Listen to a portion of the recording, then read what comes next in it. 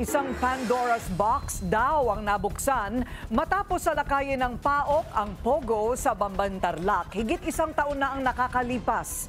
Sa Part 2 ng Special Agenda Report ni Nancy Carvajal, ipapakita niya kung paano nabuo ang Scam Hub at ano ang mga nabunyag matapos ang operasyon ng mga otoridad. Sakop ng freeze order laban kay dating Bamban Mayor Alice Go at Baofu Compound ang 10 ektarya ng lupa, 36 na gusali, 134 na sasakyan at ilang mga bank account.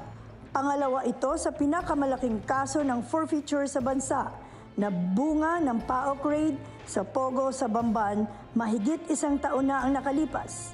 Napag-alaman ng Billionaire News Channel na masyado palang mabilis ang naging proseso ng pagkuha at pag-convert ni Go ng dating palayan na naging headquarters na malawakang scam operation.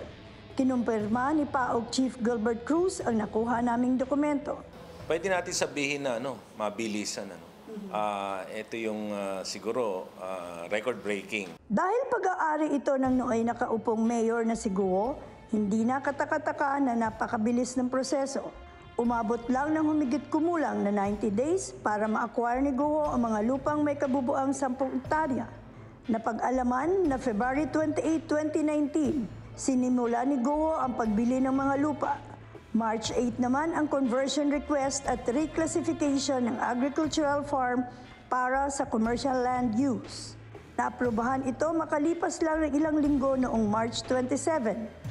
April 19, pinagsama-sama ang Baofu Land at inaprubahan ng Securities and Exchange Commission noong May 3. Kung makikita mo, nagtayo na siya ng kumpanya, yung Baofu Realty Corporation, kahit wala pang SEC. Dahil, so may irregular na ginawa sila ron.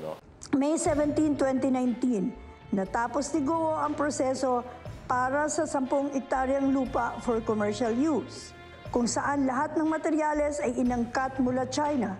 Ang Scam Hub ay nasa likod lang ng munisipyo. Sa raid, tumambad ang Grand Villas na naging bahay ng mga Pogo boss. Mga dorm naman ng mga Pogo worker ang iba pang mga gusali. Nasamsam ang 134 na sasakyan at na-recover ang mahigit na 100,000 local and international SIM. Nahaharap ngayon si Go sa patong-patong na kaso. Sa kabila ng pagtatanggi ni Go na siya ang may-ari ng Baofu Complex, natagpuan sa isa sa mga opisina ang mga utility bill na nakapangalan sa kanya. Para sa agenda, Nancy Carvajal, Billionaire News Channel.